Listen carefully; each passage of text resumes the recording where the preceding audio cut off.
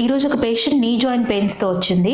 తనకి almost 5 years నుంచి surgery చేసుకోవాలి గ్రేడ్ 4 అని చెప్తూనే ఉన్నారు.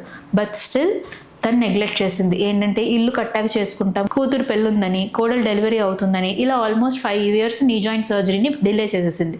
ఇప్పుడు నీ జాయింట్ జీను వాల్గస్ అనే ఒక డిఫార్మిటీ, అంటే ఈవెన్ వంకర పోయింది. ఇప్పుడు సర్జరీ చేయడానికి కూడా చాలా ఇబ్బంది అవుతుంది.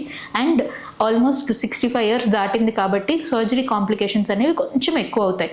సో ఎప్పుడైనా సరే సర్జరీ స్టేజ్కి వచ్చాక మోకాలు నొప్పుల్ని ఖచ్చితంగా నెగ్లెక్ట్ చేయకండి. గ్రేడ్ 4 సర్జరీ స్టేజ్ ఉంటే గనక వెంటనే సర్జరీ చేయించుకోండి. ఒకవేళ మీకు మిగతా హెల్త్ కండిషన్ బాగుంది, సర్జరీకి ఫిట్ అవుతారు అనుకుంటే ఖచ్చితంగా సర్జరీ చేయించుకోవచ్చు.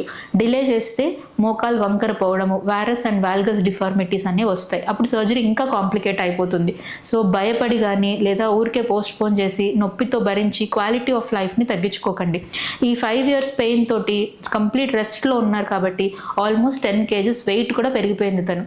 ఒకవేళ ఇదే సర్జరీ కనుక 5 years ముందు చేయించుకుంటే వెయిట్ కూడా బాగుండేది.